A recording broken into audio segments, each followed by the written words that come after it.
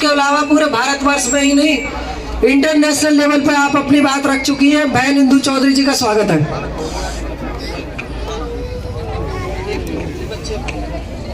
बीच के सागर तथागत गौतम बुद्ध को नमन करती हूँ।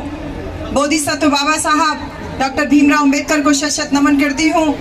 हमारे बहुजन समाज में जन्मे सभी संतों, गुरुओं, महापुरुषों को नमन करती हूँ। आज इस बौद्ध महोत्सव में दूर दराज से आए हुए आदरणीय भिक्खु संघ को सादर बंदामी, और जो हमारे यहाँ बहुत सुंदर गायकों की टीम आई हुई है, और इसके साथ ही साथ आसपास के 8 जिलों से ही नहीं बल्कि मुझे भरतपुर राजस्थान से भी लोग मिले, हरियाणा के भी लोग मिले, आसपास के प्रदेशों से भी जो लोग आए हुए हैं। आप सबको मैं एक लाइन से संबोधित करूंगी क्योंकि 10 साल बाद आपसे मुलाकात हो रही है, पूरे 10 साल बाद। तो एक लाइन से संबोधित करूंगी कि गुड मॉर्निंग बोलते हैं तो सुबह की पहचान होती है, गुड मॉर्निंग बोलते हैं तो सुबह की पहचान होती है, गुड इवनिंग बोलते हैं तो शाम की पहचान होती है, वालेकुम अस्सलाम बोलते हैं तो अल्लाह की पहचान होती है। कुछ लोग राम राम भी कहते हैं तो शायद उनके भगवान की पहचान होती है, पर हम कहते हैं कि जय भीम बोलने से इंसान को इंसान की पहचान होती है। सबको जय भीम, जय भीम, जय भीम। नारा इसलिए लगवा रही हूँ क्योंकि बाबा साहब के नाम का डर बहुत हो रखा है लोगों में, बहुत जबरदस्त डर हो रखा है। और कोई छोटे मोटे लोगों को डर नहीं है, संसद में बैठे हुए लोगों को डर हो रखा है। इसलिए ये आवाज नोएडा तक सीमित नहीं रहनी चाहिए, नोएडा से दिल्ली तक जानी चाहिए। जय भीम। बहुत बहुत शुक्रिया। गाना इतनी देर से सुन रही थी, बहुत अच्छे अच्छे सिंगर्स गा रहे थे। सपना जी भी बहुत अच्छा गाई, विशाल बहुत अच्छा गाए, मंजीत मेहरा भाई बहुत अच्छा गाए, सभी साथी लोगों का। लेकिन एक चीज जो मुझे लग रहा था कि इतनी दूर से इतनी ज्यादा संख्या में जो लोग आए हुए हैं, हम सब लोग यहाँ से कुछ लेके जाएं, कुछ विचार लेके जाएं, कुछ विचार परिवर्तन करके जाएं। तो आप सब लोगों के लिए कुछ कुछ छोटी छोटी बातें कहूंगी कि जैसे हमारे बीच में संत शिरोमणि गुरु रविदास महाराज आए, संत कबीर आए, बाबा साहब डॉक्टर अंबेडकर आए, ज्योतिबा फूले आए, पेरियार रामास्वामी नायकर आए, बाबा साहब आए, कांशीराम साहब आए। इन तमाम महापुरुषों की जयंतियां हम लोग हर साल मनाते हैं, इनको श्रद्धांजलि अर्पित करते हैं। लेकिन क्यों करते हैं, क्यों करते हैं हम इनको श्रद्धांजलि अर्पित, क्यों हम इनको बार बार नमन करते हैं? क्योंकि इन्होंने हमें उस योग्य बनाया कि जो शोषित समाज था, जो दबा कुचला समाज था, उसको सम्मान स्वाभिमान की लड़ाई लड़ना सिखाया इन्होंने। उनको नीचे से ऊपर उठा करके आत्मसम्मान के साथ जीना सिखाया, इसलिए हम इनको सम्मानित करते हैं। जैसे कि जब धार्मिक पाखंड में हमारा ये देश डूबा हुआ था, जहाँ पे शरीर को धोना, शरीर को गंगा में स्नान करना या नदी में स्नान करना पवित्रता की निशानी माना जा रहा था, ऐसे में संत कबीर कहते हैं, अरे मलमल धोए शरीर को, धोए न मन का मैल, और नहाए गंगा गोमती, और रहे बैल के बैल। ये संत कबीर दास जी कह रहे हैं। जब देश पाखंड में डूबा हुआ था, ऐसे में जिसने कभी औपचारिक शिक्षा नहीं ग्रहण की, कभी स्कूल नहीं गए, उन्होंने कहा कि अरे शरीर को धोने से क्या होगा, ये मन तो तेरा मैला ही है, तो चाहे कहीं भी नहा ले, तेरा मन गंदा है तो तू हमेशा गंदा ही रहेगा, तू कभी उच्च नहीं हो सकता। इसी प्रकार संत शिरोमणि गुरु रविदास महाराज अपनी बातों से, तमाम बातें जो हम लोगों के बीच में बातें कही, उसमें सबसे बड़ा प्रहार जाति व्यवस्था के ऊपर किया, जब कहा कि जात जात में जात है, जू केलन को पात, और रविदास मानुष जुड़ न सके जब तक जात में जात, और चर्म मांस और रक्त का तन का बना आकार, अरे नजर पसारे देख लो सारा जगत चमार। जब वो कह रहे हैं ये बात कि अरे चमड़ा मांस और रक्त का शरीर बना हुआ है, तो नजर पसार के देखो, हर एक व्यक्ति तो चर्म मांस और रक्त से बना है, हर एक व्यक्ति तो चमार है, तो फिर क्यों अपने आप को कोई श्रेष्ठ मान रहा है, कोई नीचा मान रहा है? तो संत शिरोमणि गुरु रविदास महाराज एक विचार दे के जाते हैं, जो धार्मिक पाखंड में देश डूबा हुआ था, उनको उससे निकालने के लिए और जाति पाति के भेदभाव को खत्म करने के लिए उन लोगों ने हम लोगों के अंदर आत्मविश्वास जगाया कि ऊंच नीच कहते हैं रविदास जन्म के कारणे होत न कोऊ नीच।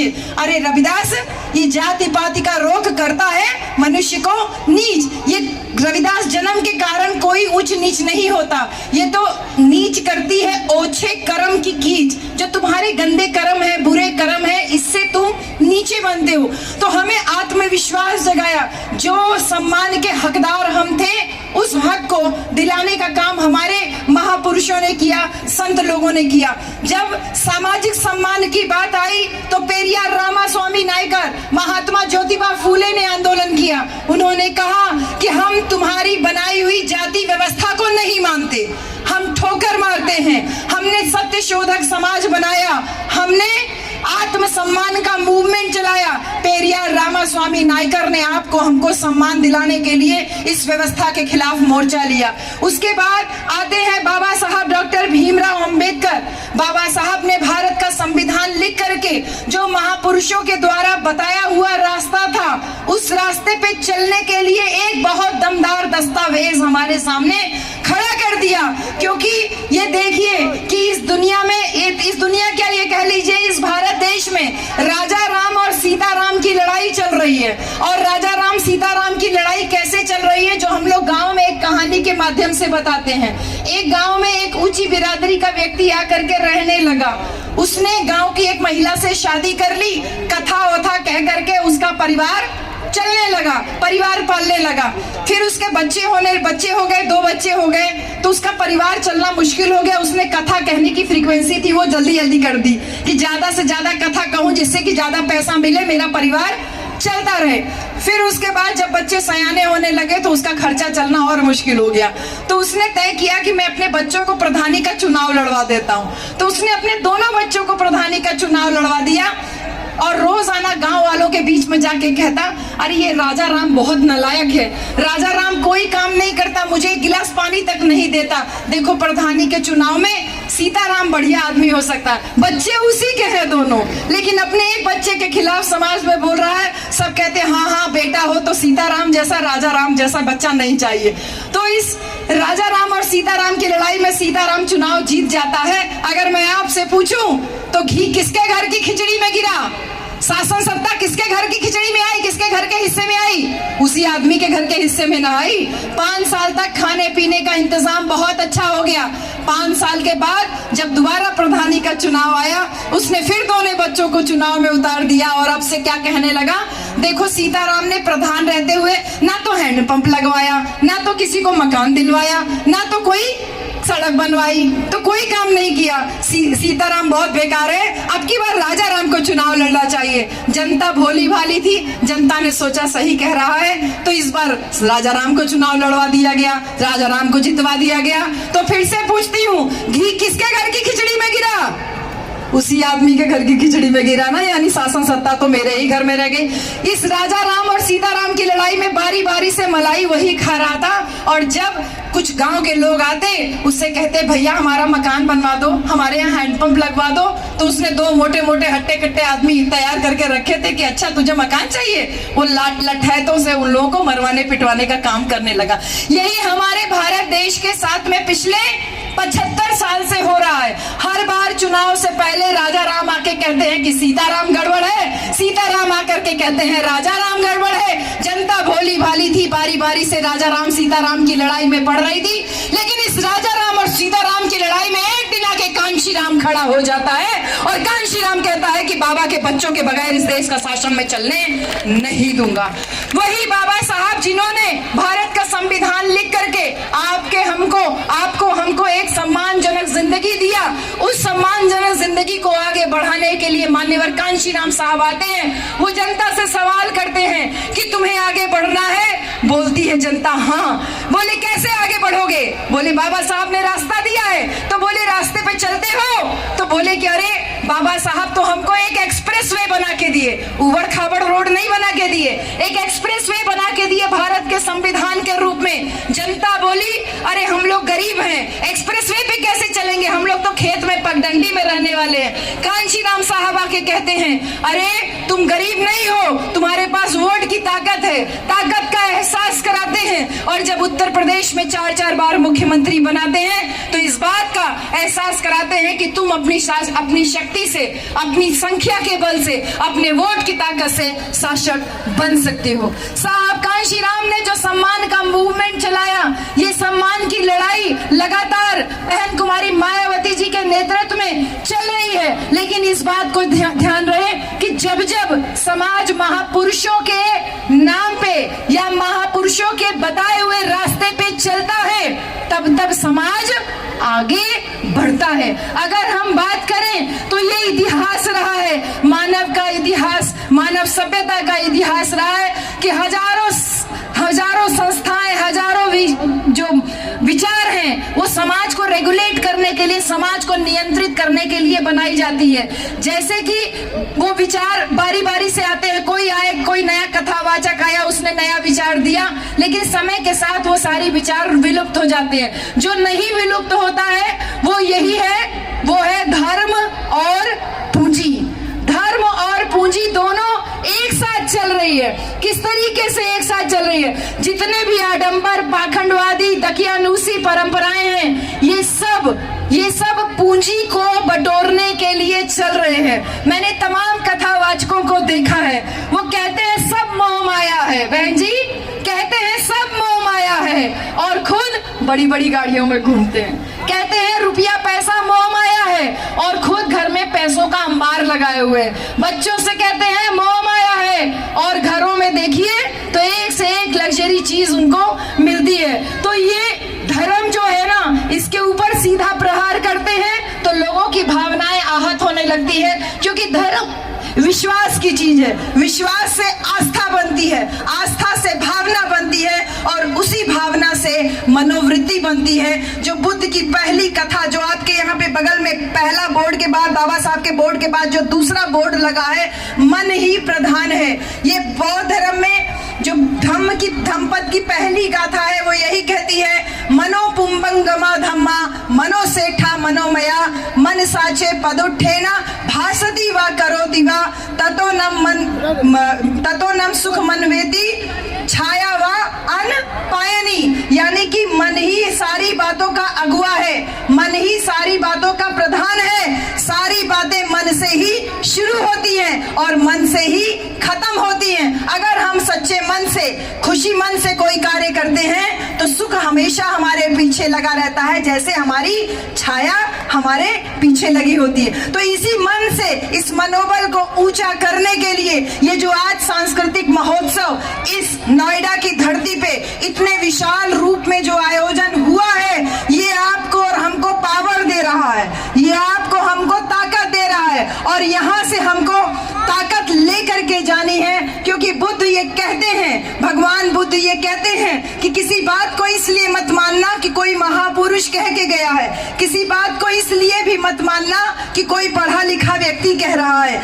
किसी बात को इसलिए भी मत मानना कि सदियों से परंपरा चली आ रही है। जैसे बहन जी पिछली बार जब 10 साल पहले आपके यहाँ आई थी तब भी मैंने आपसे एक बात कही थी, लेकिन आज तमाम नए लोग यहाँ पर नजर आ रहे हैं, तो फिर वही बात कह रही हूँ कि जो सदियों से परंपरा चली आ रही है, स्पेशली हम औरतों के लिए, हम लोगों को तर्कपूर्ण तरीके से इन सारी बातों को सोचना है कि जब हमारी शादी होती है तो सिंदूर केवल औरतों को क्यों लगाया जाता है, आदमियों को क्यों नहीं लगाया जाता। ये बातें हम लोग गाँव में अक्सर बोलते हैं कि भाई शादी होती है तो दोनों को पता चलना चाहिए। क्यों मोहित बाबू, दोनों का पता चलना चाहिए ना कि शादी हुई है। अकेली औरत ही क्यों पता चलती है कि उसकी शादी हुई है? तर्क करना सीखिए। अगर हमने तर्क करना सीखा तो हम बदलाव ला सकते हैं, लेकिन केवल तर्क से ही बदलाव नहीं आ सकता, क्योंकि हमने तमाम ऐसे घरों को भी देखा जो बहुत साधन संपन्न है, जो बहुत पढ़े लिखे हैं, बहुत अच्छा सब कुछ है उनके पास, लेकिन इसके बावजूद घर के बाहर वाले रूम में तो बाबा साहब का फोटो दिखता है, लेकिन घर के अंदर वाले रूम में वो तमाम वैज्ञानिक सोच को धता दिखाने वाले बाकी लोग विराजमान रहते हैं। इसलिए बाहर तर्क करना बहुत आसान है, लेकिन व्यक्तिगत जीवन में अगर हमने उसका पालन कर लिया, हमारी इस आज की बात में अगर ये तमाम जो बहनें हमारी आई हैं, अगर तर्क करना अपने परिवार में शुरू कर दें तो हम एक नई पीढ़ी को जन्म दे सकते हैं, एक नए विचार को परिवर्तित कर सकते हैं। क्योंकि ये लड़ाई केवल विचार की है। दो विचारधाराएं समाज में चल रही है, एक वो विचारधारा जो आपको नीच बना के रखना चाहती है, और दूसरी विचारधारा वो जो हमें सम्मान दिलाना चाहती है, जिसको अम्बेडकरवादी विचारधारा या बुद्धवादी विचारधारा कहते हैं। तो इस धर्म और पूंजी की लड़ाई में धर्म जो है वो कमांडर बना है और हम कस्टमर बने हुए हैं। क्योंकि कोई भी अगर आप सत्संग में जाते हैं या किसी भी कथावाचक के कथा में जाते हैं बहन जी, तो तमाम स्टॉल लगे रहते हैं। कोई 10 रुपया में इतना छोटा एक ठो माला बेचता होता है या कोई छोटा सा चीज बेचता होता है और हम सारे लोग उसको खरीदते हैं। आज ये सांस्कृतिक महोत्सव जो आपके यहाँ पर ग्रेटर नोएडा में है और इसमें जो तमाम स्टॉल लगे हुए हैं, ये तमाम स्टॉल इस बात को चीख चीख के गवाही दे रहे हैं कि आपको और हमको ये लड़ाई जो सम्मान और स्वाभिमान की है, वहां पे हमारे प्रतीक हमारे घरों में पहुंचने चाहिए। मेरी बहनों, यहाँ पे जितने स्टॉल है वो सब खाली हो जाने चाहिए। बाबा साहब की मूर्ति ही नहीं, बाबा साहब की फोटो ही नहीं, हमारे तमाम महापुरुषों के विचार भी आपको यहाँ से लेकर के जाने हैं। ये स्टॉल खाली होने चाहिए कि एक एक घर में बाबा साहब का लॉकेट पहुंचे, एक एक घर में बाबा साहब की किताब पहुंचे, हमारे बहुजन महापुरुषों की बात पहुंचे। तो जब इस धर्म और पूंजी की जो लड़ाई चल रही है, इस धर्म और पूंजी की लड़ाई में सबसे ज्यादा मार अगर कोई खा रहा है तो वो हमारा बहुजन समाज। क्योंकि शासन सत्ता से दूरी रखने के लिए दारू का प्रयोग किया जाता है, रुपया पैसा चुनाव के दौरान प्रयोग किया जाता है। तो इस प्रकार से इसका दुरुपयोग जो हो रहा है, इसकी लड़ाई को हम इस प्रकार के आयोजन करके ही जीत सकते हैं, जहां पे पूरी तरीके से एक बौद्धिक परिवर्तन इन तमाम स्टॉलों के माध्यम से और एक मेले जैसा जो माहौल है उसके माध्यम से जो तैयार किया जा रहा है, ये जवाब हमको बाबा साहब डॉक्टर अंबेडकर दे के गए थे। इस लड़ाई में, इस धर्म और पूंजी की लड़ाई में अगर कोई विकल्प है तो बाबा साहब की विचारधारा। क्योंकि बाबा साहब ने जो धार्मिक सांस्कृतिक आंदोलन को जो प्रशस्त किया, आगे किया, उसको हमें रिवाइव करने की जरूरत है, लेकिन बहुत सावधानी पूर्वक। क्योंकि 14 अक्टूबर 1956 को बाबा साहब भगवान बुद्ध की शरण में लेके गए थे और आज 25 दिसंबर को उस धर्म ग्रंथ को बाबा साहब डॉक्टर अंबेडकर के नेतृत्व में आग लगाया गया था, जिसने मानव को मानव समझने से इनकार किया। आग लगाई थी बाबा साहब के सहयोगियों ने, उस व्यवस्था को मानने से इनकार किया बाबा साहब, जो इंसान को इंसान की हैसियत का नहीं समझता है। तो उस सांस्कृतिक विरासत को जो जिंदा करने का कार्य माननीय सूरजपाल राक्षस जी और इनके साथ साथ जो इनके दीपक बौद्ध जी जो सेक्रेटरी साहब है, मैं बहुत धन्यवाद करूंगी इस इतने शानदार आयोजन के लिए कि एक बौद्ध विरासत, बौद्ध धर्म का प्रतीक ये वापस जो है बहुत तेजी से जो इसका परिवर्तन के लिए कार्य कर रहा है। और इसके साथ ही साथ जब हम बहुजनों की बात करते हैं तो 85% बहुजन की बात करते हैं। बहुजन सामाजिक आंदोलन, सामाजिक समानता के आंदोलन में जब भी बहुजन की बात करते हैं तो सफल होता है, क्योंकि एससी, ओबीसी और माइनॉरिटी यानी जो हमारा दलित समाज है, जो पिछड़ा समाज है और जो मुसलमान समाज है, वो इस सामाजिक आंदोलन में इकट्ठा दिखाई देता है। जब 85% बहुजन की बात करते हैं और राजनीतिक आंदोलन जो मान्यवर कांशीराम साहब और बहन कुमारी मायावती जी के नेतृत्व में आगे बढ़ता है, तब भी दलित, पिछड़ा और मुसलमान साथ होते हैं और हम उत्तर प्रदेश में 4-4 बार मुख्यमंत्री बनते हैं। लेकिन जब यही बहुजन समाज बहुजन सांस्कृतिक आंदोलन की बात करता है तो उसमें 20% मुसलमान पहले ही किनारे हो जाता है और जो 50% पिछड़ा समाज है वो चुपचाप कहीं किनारे खड़ा होता है या खुद ही उसके खिलाफत में होता है। तो भाइयों, मेरी प्यारी बहनों, ये लड़ाई एक जाति की लड़ाई नहीं है। बहुत सारे लोग ग्रेट चमार बनाए हुए समाज के बीच में फिर रहे हैं। ये लड़ाई चमार धोबी पासी बनाने की लड़ाई नहीं है, ये लड़ाई बहुजन समाज को शासक कौम बनाने की है। और जिस प्रकार से ये जो आज मेला का आयोजन हुआ है और तमाम स्टॉल जो लगे हैं, बाबा साहब का जो एक सामाजिक आंदोलन, राजनैतिक आंदोलन, सांस्कृतिक आंदोलन और जो सबसे बड़ा बाबा साहब का इंडिकेशन था, जो सबसे बड़ा इंडिकेट किया बाबा साहब ने, वो था हमारा आर्थिक मूवमेंट।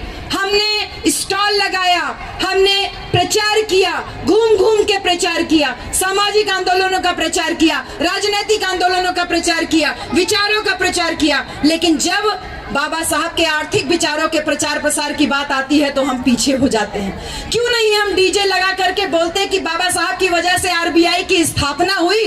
जो ये पूंजी की बात है कि इस पूंजी ने हमारे देश को आज एकदम हाशिए पे लेके आ रहे, कुछ मुट्ठी भर लोगों के हाथ में पूरे देश की सत्ता पहुंची हुई है और वो अपने इशारे पे इस पूरे बहुजन समाज से लेकर के पूरे देश की शासन सत्ता को अपने कब्जे में किए हुए हैं। ऐसे में बाबा साहब की आर्थिक क्रांति आरबीआई के माध्यम से जो उन्होंने शुरू की और मान्यवर कांशीराम साहब ने जब इसको आगे बढ़ाया और कहा कि नीचे दुकान ऊपर मकान, ये साहब कांशीराम ने किया था, कहा था। और हमारे बाबू मोहित जी जो अलीगढ़ से आए हैं, इन्होंने एक जमीन खरीदी, नीचे दुकान और ऊपर मकान बनाया। क्यों नहीं हम छोटी छोटी दुकानें खोल सकते हैं। हमारे महापुरुषों के जो स्टॉल पीछे लगे हुए हैं, इन स्टॉलों पे इतनी अच्छी बिक्री हो रही है, इतना अच्छा जो एक सांस्कृतिक कल्चरल परिवर्तन, कल्चरल चेंज जो देखने को मिल रहा है, ये कहना काफी होगा कि जिस प्रकार से ये मेले का आयोजन, बौद्ध महोत्सव का आयोजन ग्रेटर नोएडा की धरती पे हो रहा है, ऐसे आयोजन हमको और जिलों में भी बारी बारी से करने की आवश्यकता है। क्योंकि ये बात को बहुत अच्छे से ध्यान रहे कि बाबा साहब ने जब सांस्कृतिक परिवर्तन के लिए हमको विकल्प दिया और विकल्प के रूप में जब 14 अक्टूबर 1956 को बौद्ध धर्म ग्रहण किया तो उसको आपने और हमने हाथों हाथ लिया बहन जी। क्योंकि मानव, बौद्ध धर्म की यही पहचान, मानव मानव एक समान, आपको हमको इकट्ठा एक सूत्र में बांधने के लिए बाबा साहब भगवान बुद्ध की शरण में लेके गए। लेकिन जो ओबीसी समाज है, यानी जो पिछड़ा समाज है, उसको भी बुद्ध की शरण में लेके गए, लेकिन उसको इस बात का आभास ही नहीं है, पिछड़े समाज को इस बात का आभास ही नहीं है कि उसके साथ भी अत्याचार हुआ, उसके साथ भेदभाव हुआ, उसको इस बात का आभास ही नहीं है। लेकिन वो ये मान के चलता है कि मैं ऊंची जाति का हूँ। लेकिन जब माननीय अखिलेश यादव जी जो उत्तर प्रदेश के पूर्व मुख्यमंत्री थे, जब उनका घर धोया गया तो इस बात को,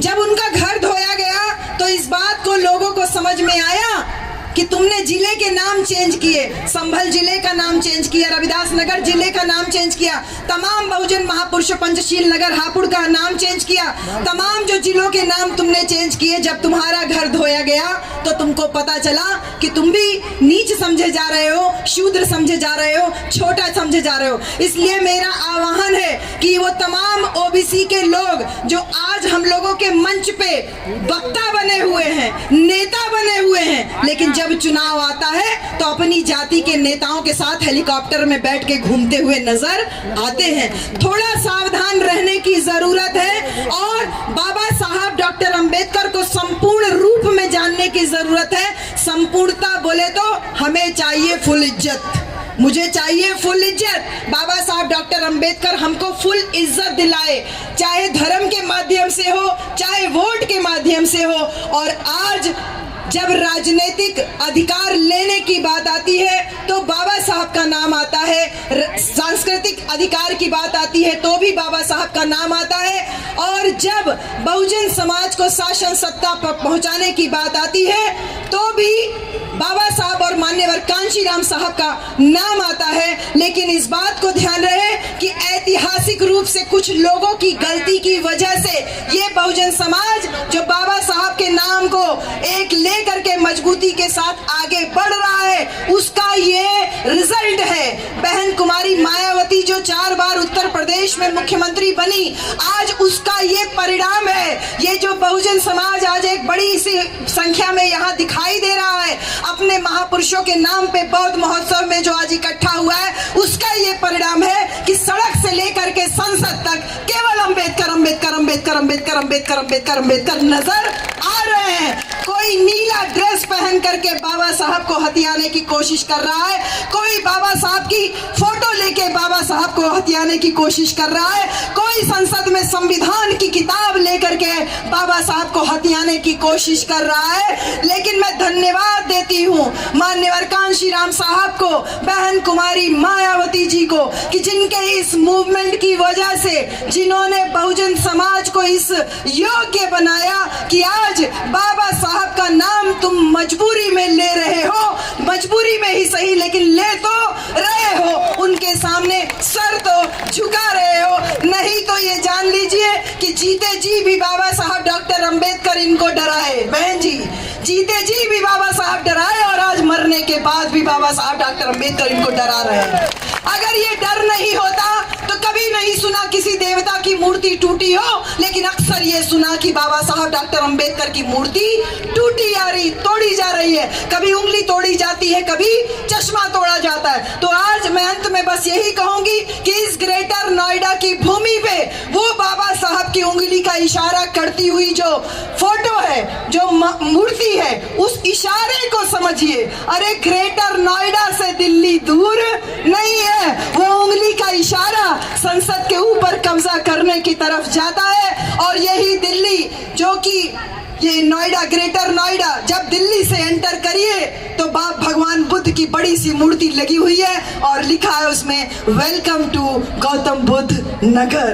तो ये बहुजन विचारधारा को मजबूत करने का जो कार्य बहन कुमारी मायावती जी ने गौतम बुद्ध नगर बना के, गौतम बुद्ध यूनिवर्सिटी बना के, मान्यवर कांशीराम अस्पताल बना के, युवा बच्चों के लिए स्कॉलरशिप और युवा बच्चों के लिए छात्रावास बना के जो आंदोलन शुरू किया, ये बहुजन समाज की आज जिम्मेदारी है कि इस आंदोलन को आगे लेकर के जाए। और 2027 में बहन जी, पश्चिम के लोगों से शिकायत है, पूरब के लोगों ने मिशन को अभी तक थाम के रखा है। पश्चिम के लोगों, आप लोग इधर उधर बहकिए नहीं, आप लोगों को कोई मूंछों पे ताव देके, कोई ग्रेट चमार बोल के बहका रहा है, आपको बहकावे में आने की जरूरत नहीं है। आज बहन कुमारी मायावती जी ने साफ तौर पे कह दिया कि बाबा साहब डॉक्टर अंबेडकर हमारे भगवान हैं। उन्होंने ये नहीं कहा कि भगवान जैसे हैं या भगवान की तरह हैं। इस इशारे को समझिए कि अगर तुमने अंबेडकरवाद की राह छोड़ी तो हम बिखर के रह जाएंगे, और बिखरे हुए अंगूरों की कोई कीमत नहीं होती। जो गुच्छे में लगे अंगूर होते हैं उन्हीं की कीमत होती है। मैं बहुत धन्यवाद करती हूँ कि इस बिखरे हुए समाज को इतने अंगूरों में, अंगूर के गुच्छों में गुच्छों की तरह पिरोने का कार्य किया। मोतियों की माला बनाने का जो प्रयास इस बौद्ध महोत्सव के माध्यम से, ये जो पूरी टीम दिख रही है, जिसमें नौजवान साथी भी हैं, वरिष्ठ साथी भी हैं, भाई सूरजपाल राक्षस जी के नेतृत्व में, इनके संरक्षण में जो ये टीम काम कर रही है, ये टीम निश्चित रूप से आने वाले समय में नए परिवर्तन लेके आएगी। मेरे प्यारे बच्चों, आप जब बुलाओगे आपकी ये बहन, आपकी बेटी आपके बीच में यहाँ मौजूद रहेगी। बहन जी का जब ऐसे सर पे हाथ पड़ा था ना मेरे बच्चों, ये जान लो, बहन जी का जब पैर छुआ हमने, बहन जी ने जब सर पे ऐसे हाथ रखा तो उन्होंने इस बात को, मतलब मुझे ऐसा लगा कि मैंने जीते जागते अपने महापुरुष के दर्शन किए। और वो हाथ केवल मेरे ऊपर नहीं है, वो हाथ हम सारे लोगों के ऊपर है। और बहन जी ने अभी 30 नवंबर को जब मुलाकात हुई तब भी उन्होंने इस बात को कहा कि मेरे प्यारे बच्चों, अच्छा कार्य करते रहो, अच्छा कार्य करते रहो। महापुरुषों की राह में भी तमाम बाधाएं आई लेकिन वो पीछे नहीं हटे, तो तुम क्यों पीछे हट जा रहे हो? अरे कोई नेता तुम्हारे बीच में पहुंचे या ना पहुंचे, विचारधारा तो है ना तुम्हारे पास। इस मजबूत विचारधारा के सारथी बनो, आगे बढ़ो, जैसे हमारे भाई सूरजपाल राक्षस जी और इनकी टीम बन रही है। मैं बहुत धन्यवाद देती हूँ पूरी टीम को। यहाँ बहुत वरिष्ठ साथी भी हैं, पूरी आयोजक टीम, नाम तो लेना संभव नहीं है, और जो दूर दराज से लोग आए हुए हैं, आप सब लोगों को भी ढेर सारा आभार, ढेर सारा धन्यवाद। जय भीम, जय भारत, नमो बुद्धाय, जय संविधान, जय कांशीराम।